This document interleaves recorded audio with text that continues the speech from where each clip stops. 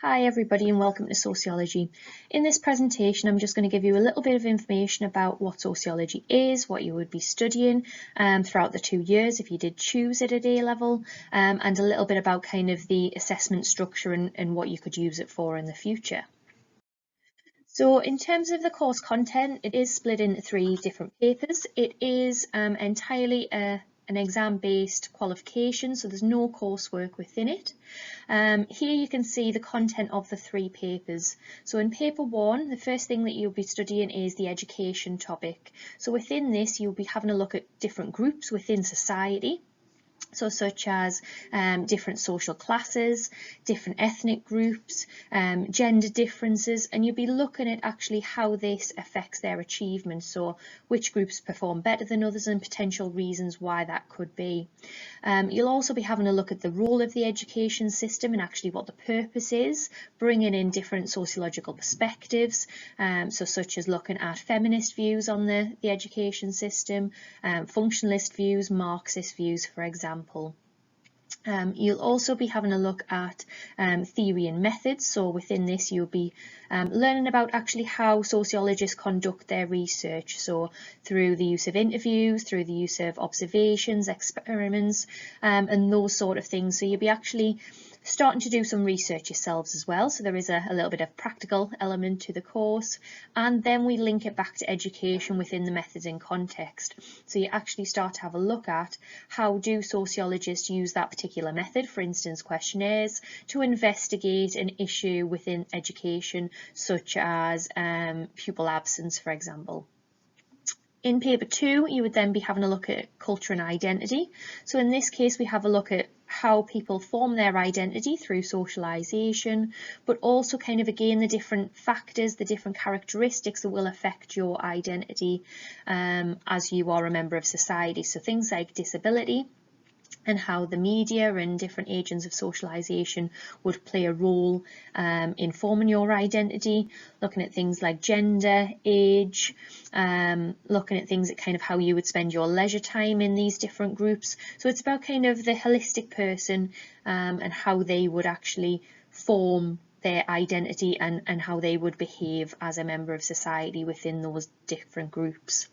Media is then all about obviously representations of those characteristics within the media, looking at who owns the media and how that actually influences how the media and news and such like is presented. Then the last paper is all about crime and deviance, so looking at potential reasons why people commit crime. Again, breaking it up into those different social groups and different characteristics to suggest who's potentially more likely to commit crime compared to the other groups. And finally is the last part of the theory and methods, to have a look at all of those topics together and really bring it together and form those synoptic links between them.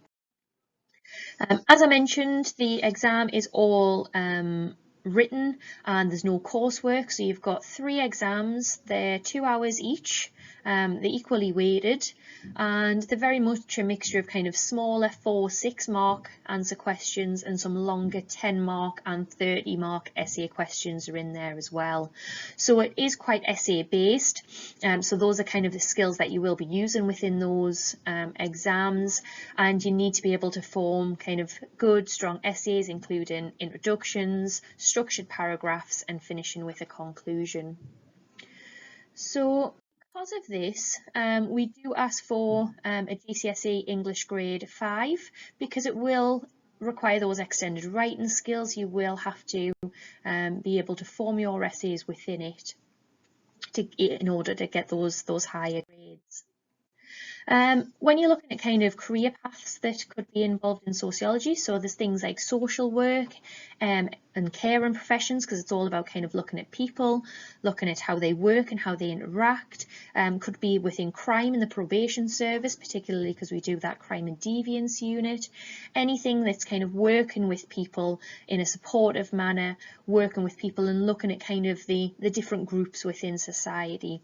You will develop a wide range of skills from doing sociology, so that extended writing will definitely develop, looking at different perspectives and looking at things critically. critically rather than just taking things at face value, and looking at kind of social political issues, and looking at how to actually understand research and how to carry out your own research. So there is a wide range of skills if you are thinking of going on to university or higher apprenticeships that would be applicable for you.